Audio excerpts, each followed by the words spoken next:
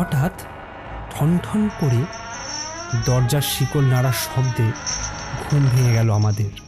শিকল নাড়তে নাড়তে কেউ একজন ভারী কি গলায় বললে,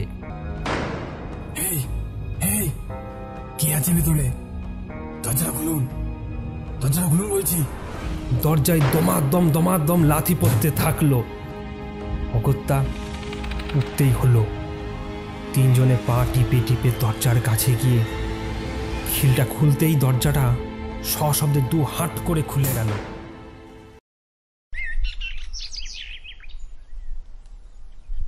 ওয়েলকাম ব্যাক বন্ধুরা, আবারও একটি নতুন পর্বে আপনাদের স্বাগত।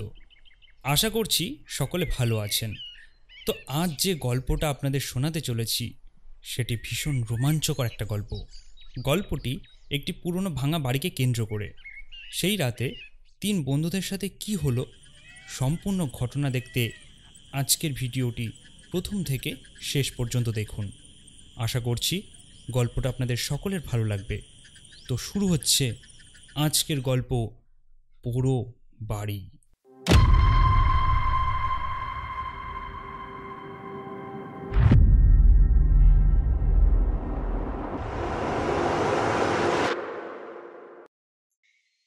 তখন শীতকাল।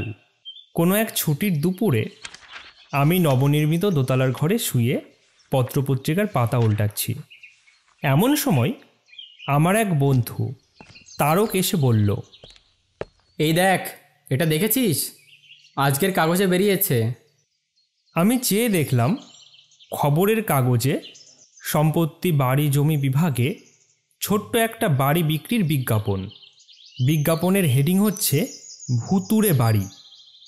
নিচে লেখা আছে, ঘাটশিলাই কাশিদা অঞ্চলে আমাদের সাবেককালের বাড়িটা ভূতের উপদ্রবের জন্য বেচে দিতে চাই। সম্পূর্ণ খালি বাড়ি, সামান্য আসবাবপত্র যা আছে তা সমেত বাড়িটার দাম 5,000 টাকা। সব জেনে শুনে যদি কেউ কিনতে চান নিচের ঠিকানায় যোগাযোগ করুন। আজ থেকে বছর 30 আগে যে সময়কার কথা বলছি, তখন 5,000 টাকার দাম ছিল অনেক।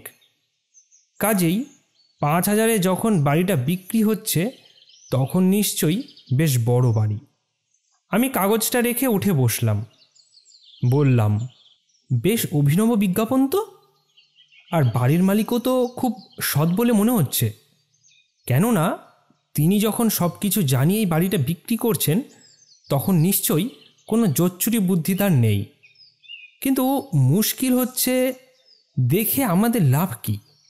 এত টাকা তো আমাদের নেই যে বাড়িটা আমরা কিনব। অতএব বাড়িটা কিনবে কে?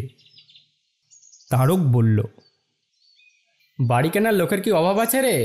মোহনের জ্যাঠামশাই একবার ঘাটশিলায় বাড়ি কেনার ইচ্ছা প্রকাশ করেছিলেন। এখন বিজ্ঞাপনটা তাকে দেখালে নিশ্চয়ই তিনি রাজি হয়ে যাবেন।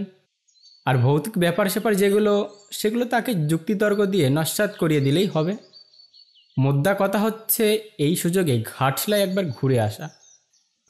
প্রস্তাবটা চানাচুরের মতোই মুখরোচক। বললাম, আরে বাবা, বেশ বলেছিস তো, চল তবে এখনই যাই। আমরা দুজনে তখন খবরের কাগজের ওই অংশটার ওপর লাল পেন্সিলে দাগ দিয়ে শিবপুরে মোহনদের বাড়ির দিকে চললাম। ওদের বাড়িতে গিয়ে মোহনকেও পেয়ে গেলাম অপ্রত্যাশিতভাবে। আসলে ছুটির দিন তো, এই সময়টা খেয়ে দিয়ে সবাই একটু বিশ্রাম করে। মোহনকে কাগজটা দেখাতে ও একটু অবাক হয়ে গেল। তারপর বলল, বেশ মজার ব্যাপার তো। ভূতের বাড়ি এ কথা আগে থেকে জানিয়ে কেউ কি আবার বিজ্ঞাপন দেয় নাকি? লোকটার মাথা খারাপ নেই তো, নাকি বিজ্ঞাপনটাই ফলস? দেখ মোহন, এটা যখন বিজ্ঞাপন তখন ফলস এটা কিছুতেই নয়। কেননা কার এত টাকা আছে বলতো যে খরচা করে এইসব ফাজলামি করতে যাবে? তা ঠিক, তবে জ্যাঠামশাই যা ভীতু লোক, তাতে এবারই উনি কিনতে চাইবেন না। আরে বাবা, বুঝছিস না কেন?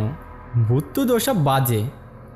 আসলে ভদ্রলোকের সম্পত্তি অনেক, বিক্রি করতে চাইছেন কিন্তু খদ্দের পাচ্ছেন না হয়তো। কাজেই এই চমক লাগানো বিজ্ঞাপনে কিছু লোকের দৃষ্টি আকর্ষণ করতে চাইছেন। অনেক লোক তো আছে ভূতের নামে হাড়ে চটা। তাদের ভেতর থেকে কেউ হয়তো জেদ করে বাড়িটা কিনেই ফেলবে। এটা অবশ্য মন্দ বলিসনি। এসছিস যখন বস তোরা, জ্যাঠামশাই সবে শুয়েছেন, উঠলে খবরটা দিচ্ছি। তারপর বাড়ি কেনা হোক বা না হোক, দেখতে যাওয়ার ছলে 2-4 দিন ঘাটশিলা থেকে ঘুরে আসা যাবে ক্ষণ। আমিও তাই বলি, তো জ্যাঠামশাইকে যেভাবে হোক তুই রাজি করা। আমাদের 3 জনের তাহলে রথ দেখা হবে, আবার কলা বেচাও হবে। আর যদি সম্ভব হয় তো 1 রাত ভূতের বাড়িতে কাটিয়েই আসবো না হয় আমরা। ভূত সম্বন্ধে একটা অভিজ্ঞতা হবে আমাদের। সেই দুপুরটা আমরা 3 জনে এক নতুন আনন্দে চুটিয়ে গল্প করে কাটালাম। তারপর বিকালবেলা খবরের কাগজটা মোহনের জ্যাঠামশাইকে দেখাতেই লাফিয়ে উঠলেন তিনি। না না, ও বাড়ি আমি কিনবো না।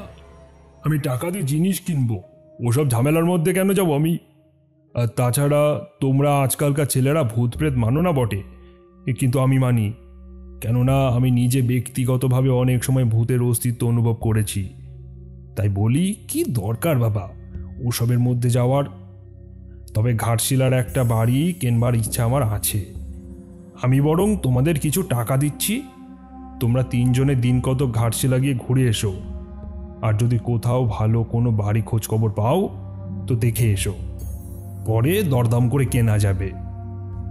আমরা তাতেই রাজি হয়ে মনের আনন্দে ঘাটশিলা যাওয়ার জন্য তোড়জোড় করতে লাগলাম।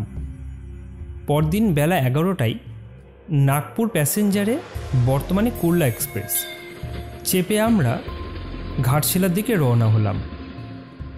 সন্ধ্যের পর যখন স্টেশনে নামলাম তখন চারিদিকে ঘুটঘুট অন্ধকার করছে। ঘাটশিলা তখন এখনকার মতো শহর নয়, একেবারে বুনো জায়গা ছিল। স্টেশনের কাছেই একটি চায়ের দোকানে খোঁজখবর নিয়ে 4-5 দিনের জন্য একটি ঘরের ব্যবস্থা করে ফেললাম আমরা। রাতটা ভাড়া বাড়িতে কাটিয়ে পরদিন সকালে আমরা 3 জনে সেই ভূতের বাড়িটাই দেখতে চললাম। ঠিক হলো, বাড়ি যদি পছন্দ হয় তাহলে ওই বাড়ি জ্যাঠামশাইকে রাজি করিয়ে কেনাবো আমরা, আর যদি না হয় তাহলে 1 রাত ওই বাড়িতে থেকে অভিজ্ঞতা সঞ্চয় করে ফিরে আসব। খবরের কাগজে দেওয়া ঠিকানায় আমরা রাজবাড়ির কাছে বিজ্ঞাপনদাতার বাড়িতে এসে উপস্থিত হলাম। ভদ্রলোকের নাম সিন্ধুবাবু, কৃপা সিন্ধু রায়। বেশ অভিজাত পরিবারের লোক বলে মনে হলো। আমরা যখন তার বাড়িতে গিয়ে পৌঁছালাম তখন সকাল 9টা। বাড়ির চাকর এসে আমাদের বৈঠকখানার ঘরে বসতে বলল। আমরা বসলাম।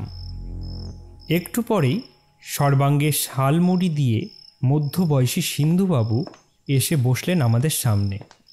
তারপর স্মিত হেসে বললেন, কোথা থেকে আসছেন আপনারা? আপনাদের পরিচয়? 3 জনের হয়ে আমিই বললাম, আমরা হাওড়া থেকে আসছি। আমার এই বন্ধুটি খবরের কাগজে আপনার দেওয়া বিজ্ঞাপন দেখে এই বাড়িটা কিনতে চান। অবশ্য বাড়িটা যদি পছন্দ হয়। কিন্তু ওটা তো ভূতের বাড়ি, ও বাড়ি কিনে কি করবেন আপনারা? ভূতের বাড়ি সেটা তো আমরা জেনেই এসছি, আর কিনতে চাই এই কারণে যে ও বাড়িতে আমরা বরাবরের জন্য তো থাকতে আসছি না। ভূতের বাড়ি ভূতেরই থাকবে, আমরা শুধু মাঝে মধ্যে দিন কতকের জন্য এসে একটু উপদ্রব করব। সিন্ধুবাবু একটু গম্ভীর হয়ে বললেন, ঠিক আছে, একটু বসুন আপনারা, আপনাদের চা জল খাবার আসছে। তারপর আমাদের একজন লোক গিয়ে আপনাদেরকে দেখিয়ে দিয়ে আসবে বাড়িটা। খানিক বসবার পরই চাকর এসে 1 প্লেট করে গরম হালুয়া এবং ধুমায়িত চা 1 কাপ করে রেখে গেল। আমরা 3 জনেই খেয়ে নিলাম সেগুলো। তারপর সিন্ধুবাবুর লোকের সঙ্গে চললাম বাড়ি দেখতে। কাশিদা নামক জায়গাটা এখান থেকে অনেক দূরে, তবু আমরা পায়ে হেঁটেই দেখতে গেলাম বাড়িটা। সিন্ধুবাবুর যে লোক আমাদের বাড়ি দেখাতে নিয়ে যাচ্ছিলেন তার নাম রাখালদা। রাখালদা যেতে যেতে বললেন, আপনারা কলকাতা থেকে এসছেন তো? তা বলছিলাম কি। মোহন বাধা দিয়ে বলল, না রাখালদা, আমরা মোটেও কলকাতার লোক নই, আমরা হাওড়ার লোক, শিবপুরের বাসিন্দা, হাওড়া থেকেই আসছি। সে যেখানকার লোকই হন না কেন, হাওড়া আর কলকাতা একই ব্যাপার। তা বলছিলাম কি, এ বাড়ি আপনারা কিনবেন কেন? দারুণ উপদ্রব এ বাড়িতে, আজ পর্যন্ত কেউ এক রাত টিকতে পারেনি এখানে। সে কি বলেন কি? এসব বাড়ি দিনে মানে ব্যবহারের জন্য, অর্থাৎ অফিস কাছারি ইত্যাদির জন্যই ভালো, কিন্তু থাকার পক্ষে এ বাড়ি একদম উপযুক্ত নয়। কেন বলুন তো?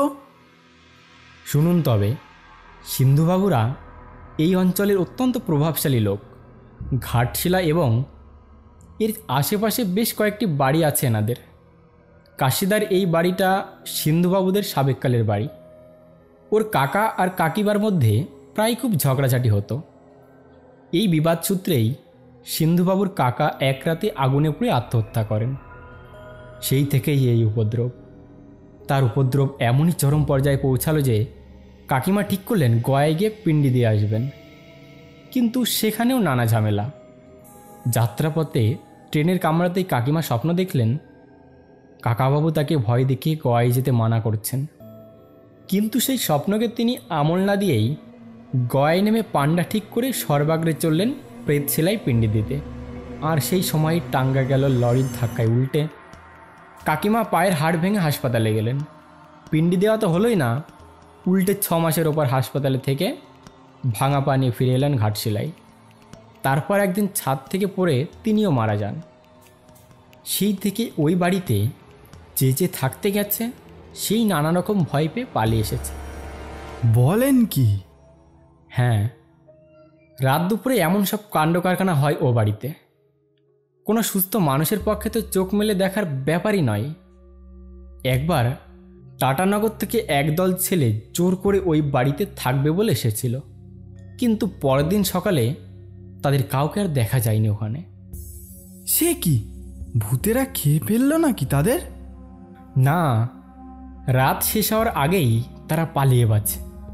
এবং পরে টাটানগর থেকে চিঠি দিয়ে পালিয়ে আসার কারণও জানাই বটে। আচ্ছা, তা কারণটা কি? তা বলতে পারবো না। তাই বলছিলাম, কি দরকার ও বাড়ি নিতে যাওয়ার? এর চেয়ে বাড়ি যদি সত্যি কেনেন তো আমি একটা বাড়ির সন্ধান দিই আপনাদের। বেশ, তো আগে দেখি না এই বাড়িটা, তারপর যদি পছন্দ না হয় তখন আপনার বাড়িটা দেখে আসব। এইভাবে কথা বলতে বলতেই আমরা সেই বাড়ির কাছে এসে পৌঁছালাম। দূরে পাহাড়ের সারি, ছোট ছোট টিলা, ঘন শালবন, কি চমৎকার! তারই মধ্যে এক অপূর্ব প্রাকৃতিক পরিবেশে একটি পাঁচিল ঘেরা মস্ত দোতলা বাড়ি। বহুদিনের পুরনো, তবু আজও ব্যবহারযোগ্য। তালা খুলে আমরা ভেতরে ঢুকলাম। বহুদিন ঘরে ঝাঁট পড়েনি। বাগানটা আগাছায় ভরা। এই বাড়ির 5,000 টাকা দাম মানে জলের দাম। কেননা অনেক জায়গা, বড় বড় ঘর, ছোটোখাটো প্রাসাদ একটা। বাড়িটার রিপেয়ারিং কস্টই 5,000-এর থেকে অনেক বেশি। এর আশপাশে অবশ্য কোনো বাড়ি নেই, যা আছে সবই দূরে দূরে। আমরা বাড়িতে এসে নিচে ওপর করে সব ঘরগুলো ঘুরে ফিরে দেখতে লাগলাম। বসবাসের জন্যই হোক আর অবসর বিনোদনের জন্যই হোক, এর চেয়ে লোভনীয় বাড়ি সত্যিই হতে পারে না। আমরা সবাই একমত হয়ে বললাম, রাখালদা, আপনি যাই বলুন না কেন, এ বাড়ি আমরা কিনবই।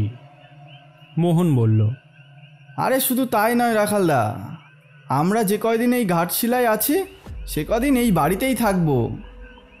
রাখালদা একটু মনমোড়া হয়ে বললেন, যা আপনারা ভালো বোঝেন তাই করবেন, পরে যেন দোষ দেবেন না আমাকে। আর একটা কথা, এখানে আলোর কোনো কানেকশনই নেই। দোকান থেকে একটা হেরিকেন অথবা লণ্ঠন আনিয়ে রাখবেন।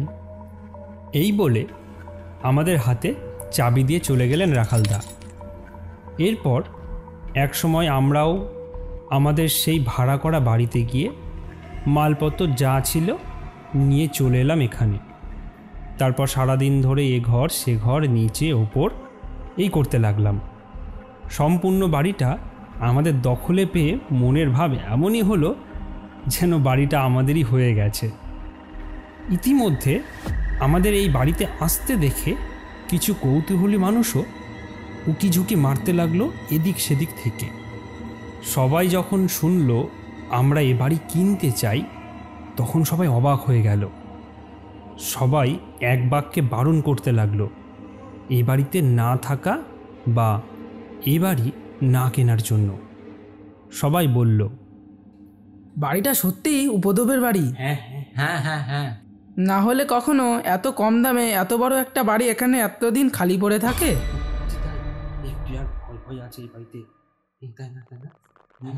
হ্যাঁ হ্যাঁ। আমরা সব শুনলাম, শুনে বললাম, তবু আমরা নিজেরা একবার পরখ করে দেখতে চাই। যদি সেরকম খারাপ কিছু না ঘটে তাহলে এ বাড়ি আমরাই কিনছি।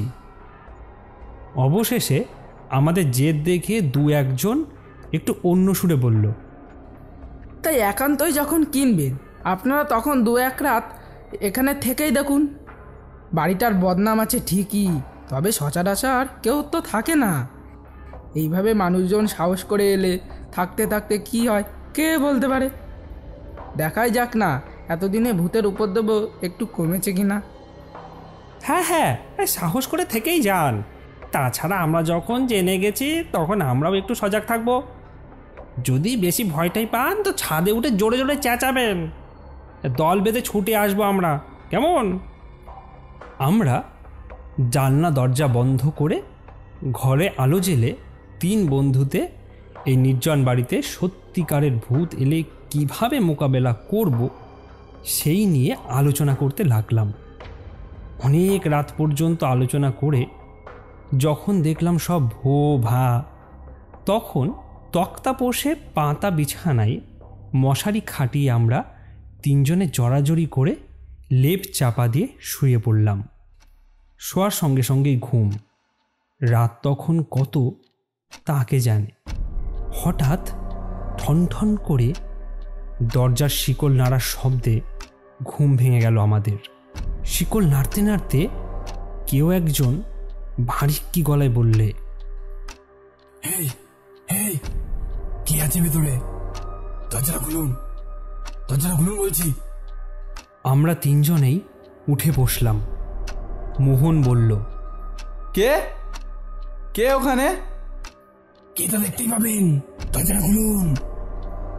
আমরা উঠে গিয়ে দরজা খুললাম, কিন্তু কি আশ্চর্য, কোথায় কে? সব ফাঁকা। দালানের দরজাটাও খিল দেওয়া, যেমনকার তেমনই আছে। কে তাহলে কিভাবে এসে ঘুম ভাঙাল আমাদের? ভয়ে বুকের রক্ত হিম হয়ে এলো। একটা ঠান্ডা স্রোত নেমে এলো পিঠের শিরদাঁড়া বেয়ে। আমরা আবার দরজা বন্ধ করে শুতে এলাম, কিন্তু এসে দেখি অসম্ভব ব্যাপার। এরই মধ্যে আমাদের তক্তাপোষটা ঘরের উল্টো দিকে নিয়ে যাওয়া হয়েছে এবং আমাদের বিছানাও দখল করেছে কারা। দেখলাম আমাদের লেপটা মুড়ি দিয়ে কারা যেন 2 জনে শুয়ে আছে। লেপটা এমনভাবে ঢাকা যে মুখ দেখতে পাচ্ছি না তাদের, শুধু মাথা দুটো দেখা যাচ্ছে। আমরা যত জোরে লেপটা তাদের গা থেকে ছাড়িয়ে নেওয়ার চেষ্টা করলাম, তারা তত বেশি আঁকড়ে ধরতে লাগলো লেপটাকে। অবশেষে অনেকক্ষণ টানা হ্যাচড়ার পর লেপ আবার আলগা হয়ে গেল। বিছনা থেকে লেপটা উঠিয়ে নিয়ে দেখলাম কেউই নেই ভেতরে। আমরা 3 জনে আবার তক্তাপোষটাকে যথাস্থানে ফিরিয়ে এনে ফের লেপের তলায় ঢুকে পড়লাম। তারক বলল, না ভাই, কাজটা ভালো করিনি। এতগুলো লোকের কথা ঠেলে এই বাড়িতে রাত কাটাতে এসে খুবই অন্যায় কাজ করেছি। এখন ভালোই ভালোই ফিরে যেতে পারলেই বাঁচি। উফ, কি সাংঘাতিক। আমি তো ভয়ে কোনো কথাই বলতে পারলাম না। মোহন বলল, সকালটা একবার হলে হয়। এর আগে সত্যি কথা বলতে কি ভূত পেতে আমি বিশ্বাস করতাম না, অথচ আজ যা দেখলাম একে মনের ভ্রম বলে উড়িয়ে দেওয়ার মতো মানসিকতাও আমার নেই। এ বাড়িতে আর এক মুহূর্তও থাকা উচিত নয়। আমরা ভয়ে জড়সড় হয়ে আরও কিছু ঘটে কি না দেখবার আশায় জেগে রইলাম। ঘুম তো এলোই না, ঘুমোতে সাহসও হলো না। ঘুমিয়ে পড়লে আবার যদি শিকল ঝনঝন করে। বেশ কিছুক্ষণ শুয়ে থাকার পর আমরা দালানে একটা খটখট শব্দ শুনতে পেলাম। মনে হলো কে যেন চটি পরে পায়চারি করছে। দালানের এক প্রান্ত থেকে ও প্রান্ত পর্যন্ত একবার যাচ্ছে, একবার আসছে, তারপর আবার সেই ঝনঝন করে শিকল নাড়ার শব্দ। সভয়ে আমরা তিনজনে তিনজনকে জড়িয়ে ধরলাম। কেউ আর উঠলাম না দরজা খুলতে। শিকল ঝনঝন করে বেজেই চলল।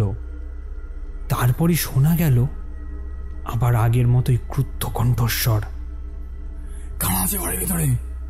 দরজাটা কখন থেকে খুলতে বলছি, দরজাটা খুলুন। কারা আছে ঘরের ভিতরে? দরজাটা খুলুন। কতক্ষণ ধরে দরজাটা খুলতে বলছি, দরজাটা খুলুন, দরজাটা খুলুন বলছি। কে খুলবে দরজা? আমরা তখন আতঙ্কে নীল হয়ে উঠেছি ক্রমশ। কে বা যাবে দরজার কাছে? উঠে দাঁড়াবারও যে শক্তি নেই কারোর। ক্রুদ্ধ কণ্ঠস্বর আবার শোনা গেল। দরজা না খুলে কিন্তু ভয়ানক ব্যাপার হবে। খোলো বলছি, না হলে কিন্তু ভেঙে ঢুকবো।